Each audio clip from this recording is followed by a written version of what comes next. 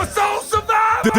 The dream is real. People Station V103, ATL's #1 hip hop and R&B. It's your lifestyle specialist, Kenny Burns. I'm so excited, y'all. Africa to the world. I just want to open up my show by saying that. Africa to the world. Say it. Africa to, you got to say it. Africa to the world. Y'all got to stop being shy. You got to stop being shy. Ladies and gentlemen, put your hands together for my brother, the legend, Akon and Necktunes. Yes, TKBS Nation in the building. Give him a round of applause. Akon can't hear that because he doesn't have his earphones on, but Necktunes can. I want to start off by giving you your flowers right now in front of the world. Ladies and gentlemen, I don't know what year it was, but it was a young Akon and a young Kenny Burns, and he had this album called Trouble. And I took the album with me to L.A., and I played it to death. And I came back on a private jet.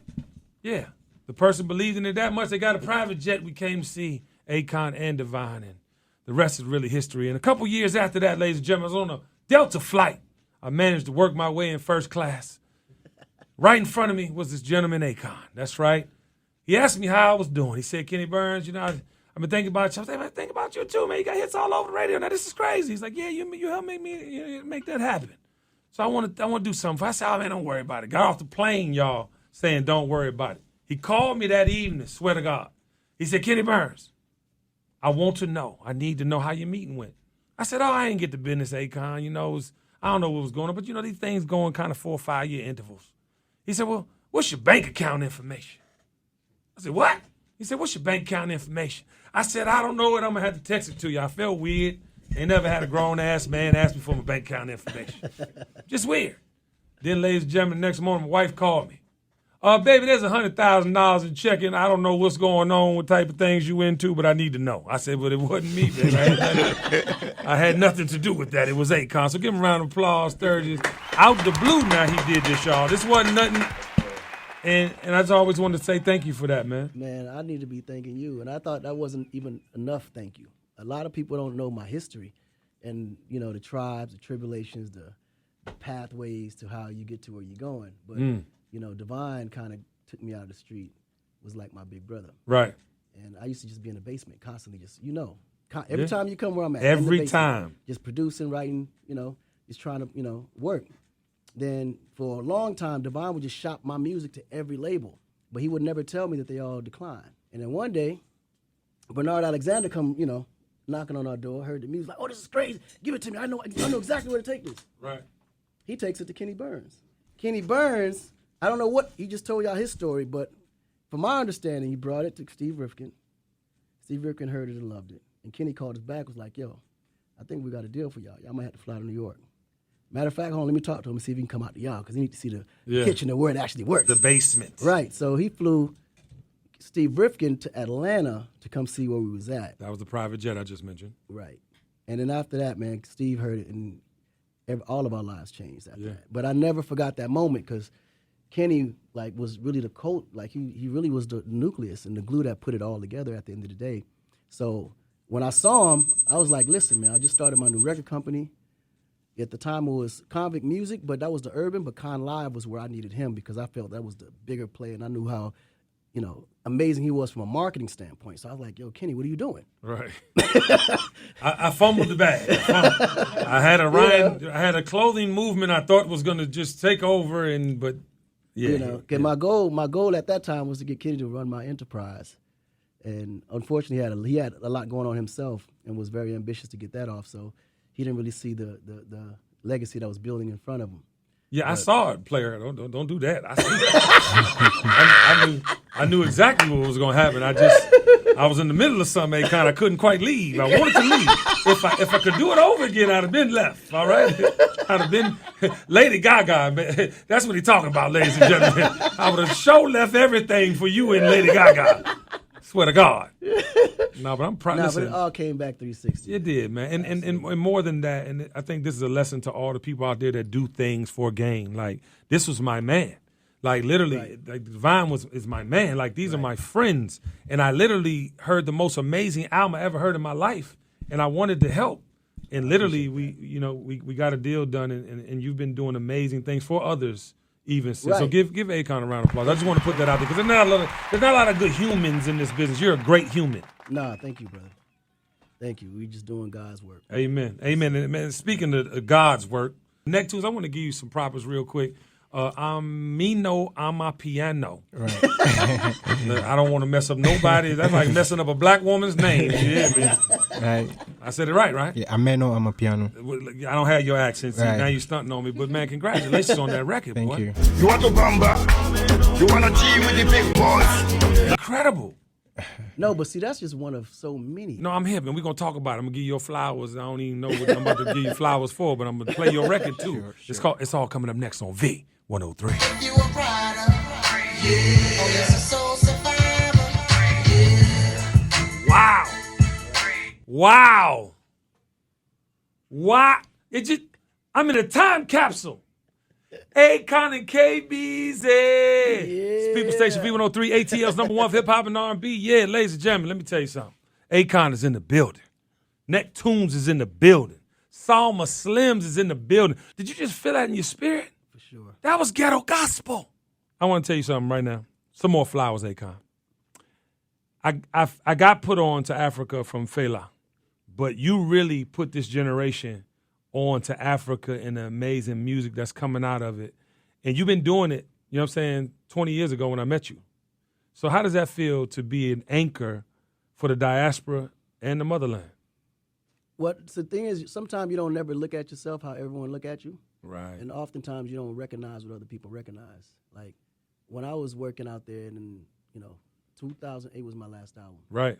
But then I went to South Africa for right. That's crazy. I'm like, really? Yeah. Because that song that we just played sounded like it came out yesterday. This was 2006, what you listened to. That's crazy, yeah. So it's about 2006. But what was crazy was when I put out the album 2008, I went to South Africa to do this World Cup campaign. Right, I remember that. And then when I left there, I didn't leave. I went straight to Nigeria. Mm. You know what I'm saying? Because in my mind, I was like, man, the music here is just so crazy, but they don't have the platforms that we have. So imagine if they had the basic platforms that we had. Right. So my goal was always trying to bring a platform that was open enough that can cross the music over internationally. And the reason why I went to Nigeria is because they speak English. Right. I mean, the vibe everywhere in Africa is crazy, but yeah. the problem is people don't. If you want to go international, you have to speak English. You have to. That's just the bottom line. That's the bottom line. You know? But I think they understood that well, because even with Amino, I'm a piano. Necktunes, like. But even record, if you think about, even when you think about I'm a piano, it took some time. I'm a piano. Listen, when you stop and you listen to the earlier, second half of the WizKid stuff, that was all South African producers. Exactly. Right? Yeah. South Africa always had the rhythm. Like when it comes to rhythm, Yeah. dude, South Africa it's natural. It's the boot dancing and clapping. All that. It's a different level. But Yeah. I'm a piano brings out a certain energy that just you can't even deny it. Yeah. But it didn't cross over till later. Like it's just recently getting its flowers now. Yeah. But it's been running Africa for a long time. But Necktunes, Goya was on that record, and it was like a hype record. It was like something I do here in the States. You know what I'm saying? At the world famous compound. No, I'm serious. Right. How was that experience? I mean, we played that was incredible. I mean, we played it a lot. Yeah, right. How does that feel? Actually feels good. It makes me want to work more. Yeah. Get to where exactly I want to get to. Because prior to getting in touch with the hype guy, it was me doing my thing. Right. It got to a point where I got a little frustrated because I wasn't getting people to ride on my beat. They couldn't connect to the kind of sound I wanted. But I'm that kind of person who always wanted soul, classicals in my records and all that. So the fact that people couldn't relate to it didn't mean I was doing something bad. So I just decided to put in some old classicals, finesse the vocals, do my thing, put out an EP 2021, April 22nd, and then it went viral in the clubs in Nigeria. And Goya heard it. You want a G with the big boys? He heard it, he linked up, and then we did a remix, and then the rest is history. Man, congratulations, bro. Let me tell you something. We played it in power rotation. I don't know if you know what that is, but that means we play it an awful lot.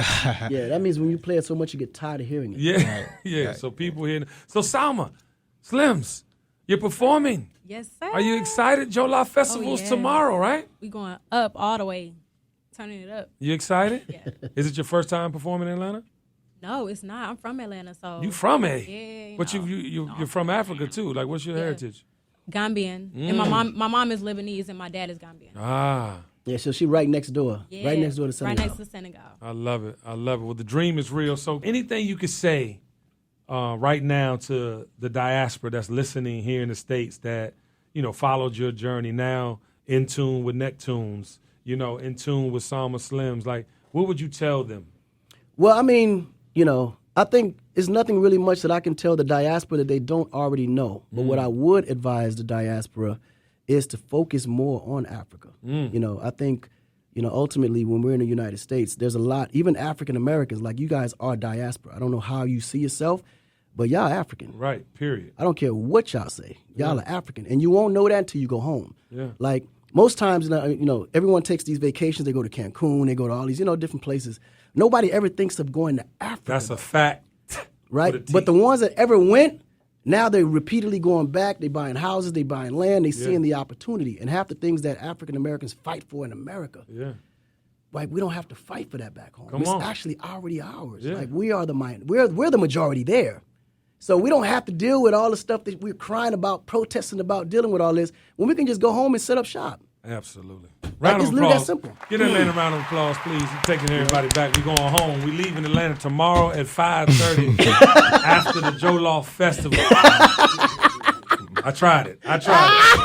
One time for my brother Akon, Necktunes. But you never know. Just come on out. Yeah, Salma Slims is in the building. Akon, we love you. Man, love you too, bro. We salute you. Absolutely. We appreciate you for everything you've done for the culture. Thank you. I appreciate All right, it. Necktunes, keep going. The dream is real. Thank you. Once you get frustrated and stop is when it stops. So you keep going. You hear me?